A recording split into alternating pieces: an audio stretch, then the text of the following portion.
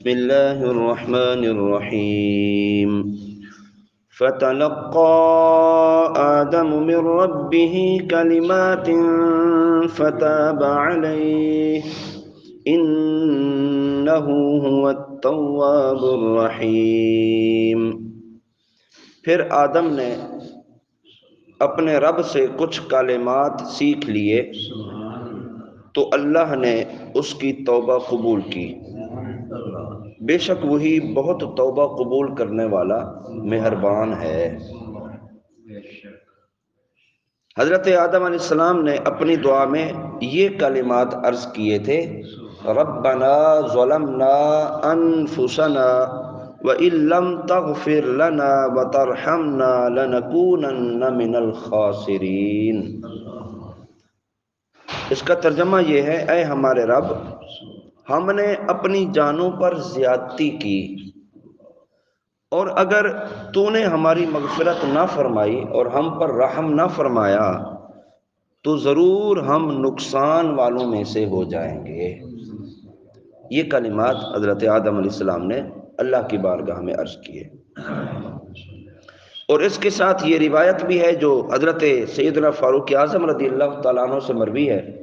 نبی کریم صلی اللہ علیہ وسلم نے ارشاد فرمایا، جب حضرت آدم علیہ السلام سے اجتہادی خطا ہوئی تو عرصہ دراز تک حیران و پریشان رہنے کے بعد انہوں نے بارگاہ الہی میں عرض کی، اے میرے رب، مجھے محمد کے صدقے معاف فرما دے صلی اللہ علیہ وسلم۔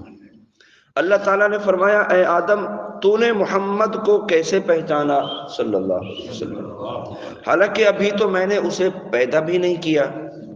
تو حضرت آدم علیہ السلام نے عرض کی کہ اللہ، جب تو نے مجھے پیدا کر کے میرے اندر روح ڈالی اور میں نے اپنے سر کو اٹھایا تو عرش کے پایوں پر لکھا ہوا تھا، لا الہ الا اللہ محمد الرسول اللہ۔ تو میں نے جان لیا کہ تو نے اپنے نام کے ساتھ اس نام کو ملایا ہے تو وہ تجھے تمام مخلوق میں سب سے زیادہ پیارا ہے۔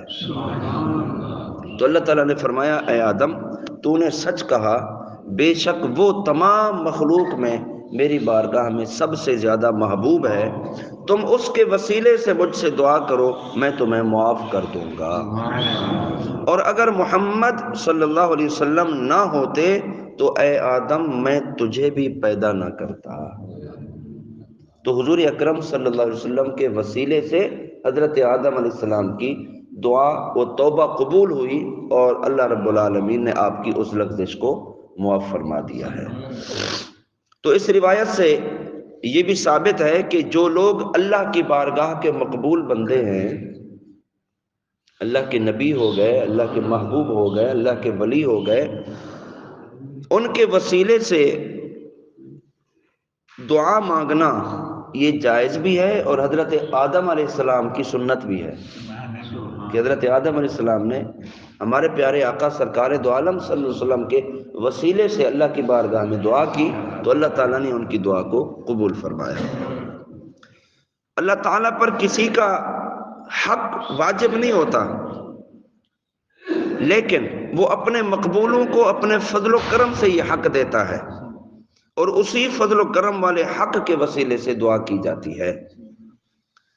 جیسے بخاری شریف کی حدیث مبارکہ میں یہ لفظ موجود ہے، من آمن باللہ و برسولہ و اقام الصلاة و صام رمضان کان حقا علی اللہ ان یدخلہ الجنہ، کہ جو اللہ اور اس کے رسول پر ایمان رکھے، نماز قائم کرے، رمضان کے روزے رکھے، تو اللہ پر حق ہے کہ اسے جنت میں داخل کرے۔ تو اللہ رب العالمین ان نیک اعمال کے صدقے میں اسے جنت میں داخل کر رہا ہے۔ تو اللہ تعالیٰ کا حق کسی پر واجب نہیں، لیکن اللہ رب العالمین جس کے لیے چاہتا ہے اپنا حق بھی فرما دیتا ہے۔ آیت میں توبہ کا لفظ ہوا۔ توبہ کا لفظ جب اللہ تعالیٰ کی طرف اس کی نسبت کی جائے تو اس کا معنی یہ ہوتا ہے کہ اللہ تعالیٰ کا اپنی رحمت کے ساتھ بندے پر رجوع کرنا یا بندے کی توبہ کو قبول کرنا۔ اور جب لفظ توبہ کی نسبت بندے کی طرف کی جائے تو اس کا دوسرا مفہوم بنتا ہے اور توبہ کا اصل مفہوم کیا ہوتا ہے کہ بندہ اللہ تعالیٰ کی طرف رجوع کرے، بندہ اپنی لغزش، اپنی خطا کو اپنے رب کے حضور پیش کرے اور عرض کرے کہ اے اللہ مجھ سے یہ غلطی ہوئی، مجھ سے یہ خطا ہوئی، میں اس سے توبہ کرتا ہوں۔ اور امام نووی رحمۃ اللہ تعالی علیہ آپ فرماتے ہیں توبہ کی 3 شرطیں ہیں۔ ہم کیسے کہیں گے کہ ہم توبہ کر رہے ہیں؟ فرمایا توبہ کی 3 شرطیں ہیں۔ پہلی شرط یہ ہے کہ بندہ جو گناہ کرتا تھا اس گناہ سے رک جائے، تو یہی اس کی توبہ ہے کہ وہ گناہ سے رک گیا۔ دوسری شرط یہ ہے کہ جو اس سے گناہ سرزد ہوا اس پر اس کو شرمندگی ہو، وہ شرمندہ ہو اپنے اس گناہ پر۔ اور تیسری شرط یہ ہے گناہ کو چھوڑ دینے کا پختہ ارادہ کر لے، دوبارہ اس گناہ کی طرف واپس نہ لوٹے۔ جیسے حضرت سیدنا فاروق اعظم رضی اللہ تعالیٰ عنہ آپ سے پوچھا گیا کہ توبہ کسے کہتے ہیں؟ آپ نے فرمایا کہ جس طرح وہ دودھ تھن سے نکل جانے کے بعد دوبارہ اس تھن میں نہیں جا سکتا، اسی طرح بندہ مومن سے جو گناہ سرزد ہو گیا دوبارہ اس گناہ کی طرف نہ جائے، تو فرمایا یہ اس کی توبہ ہے۔ تو یہ 3 شرطیں توبہ کی یہاں بیان کی۔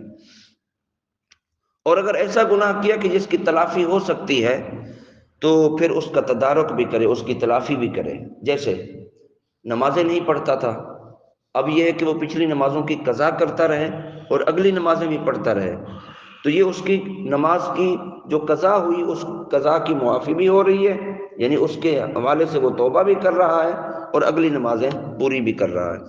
یا مثلا کسی کا مال چوری کر لیا تھا، کسی کا مال غصب کر دیا تھا، تو اب یہ ہے کہ وہ اس کو مال واپس کر دے اور اللہ کے حضور معافی بھی مانگے، تو یہ اس کی توبہ۔ یعنی ایسا گناہ جس کی تلافی ہو سکتی ہے اس کی تلافی کرنا ضروری ہے، اور ایسے گناہ کی جن کی تلافی نہیں ہو سکتی تو اس پر شرمندگی کا اظہار کرنا، گناہ کی طرف واپس نہ جانا اور اس گناہ سے رک جانا، یہ اس کے لیے توبہ اور تلافی ہے۔ قُلْنَا اهْبِطُوا مِنْهَا جَمِيعًا فَإِمَّا يَأْتِيَنَّكُمْ مِنِّي هُدًى فَمَن تَبِعَ هُدَايَ فَلَا خَوْفٌ عَلَيْهِمْ وَلَا هُمْ يَحْزَنُونَ وَالَّذِينَ كَفَرُوا وَكَذَّبُوا بِآيَاتِنَا أُولَئِكَ أَصْحَابُ النَّارِ هُمْ فِيهَا خَالِدُونَ۔ ہم نے فرمایا تم سب جنت سے اتر جاؤ، پھر اگر تمہارے پاس میری طرف سے کوئی ہدایت آئے تو جو میری ہدایت کی پیروی کریں گے انہیں نہ خوف ہوگا اور نہ وہ غمگین ہوں گے، اور وہ جو کفر کریں گے اور میری آیتوں کو جھٹلائیں گے وہ دوزخ والے ہوں گے اور ہمیشہ اس دوزخ میں رہیں گے۔ یہاں پر اللہ تعالیٰ نے جمع کا صیغہ استعمال فرمایا کہ تم میری جنت سے اتر جاؤ۔ وہ تو صرف 2 تھے، حضرت آدم اور حضرت حوا، یا اللہ تعالیٰ نے سب کے اترنے کا کیوں حکم دیا؟ اصل میں اس سے مراد صرف حضرت آدم یا حضرت حوا نہیں بلکہ بعد میں آنے والی تمام اولاد، یعنی پوری انسانیت سے اللہ نے خطاب کیا اور فرمایا کہ یعنی پوری انسانیت، یعنی جتنی بھی تمہاری اب اولاد ہوگی سب کے لیے حکم یہ ہے کہ تم زمین پر اتر جاؤ۔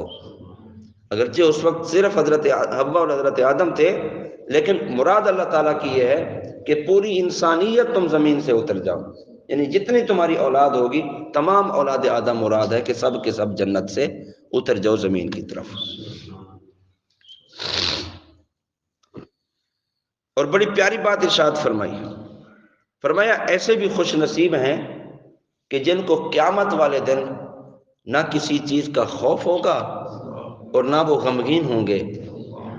یہ وہ خوش نصیب ہیں کہ جنہوں نے ہدایت الہی کی پیروی کی، اللہ رب العالمین کی ہدایت کی جنہوں نے پیروی کی، یعنی سیدھے راستے پر چلتے رہے، اللہ رب العالمین کے احکامات کی بجاوری کرتے رہے، وہ ہدایت کے راستے پر چلتے رہے، تو فرمایا یہ وہ خوش نصیب ہیں قیامت کے دن جب نفسا نفسی کا عالم ہوگا، ان خوش نصیبوں کو نہ کوئی خوف ہوگا اور نہ یہ غمگین ہوں گے۔ رہے کافر کہ جنہوں نے ہماری آیتوں کا انکار کیا اور حق سے پھرے رہے، تو وہ دوزخی ہیں اور ہمیشہ ہمیشہ دوزخ میں ہی رہیں گے۔ ہدایت یافتہ کے لیے تو غم بھی نہیں ہے، خوف بھی نہیں ہے، اور کافروں کے لیے اللہ تعالیٰ نے دوزخ اختیار کی کہ وہ دوزخ میں جلیں گے اور ہمیشہ دوزخ میں۔ تو اللہ رب العالمین ہم سب کو ہدایت کا راستہ عطا فرمائے، ہدایت کے راستوں پر اللہ تعالیٰ ہمیشہ چلتے رہنے اور ثابت قدمی کی توفیق عطا فرمائے۔ وما علینا الا البلاغ۔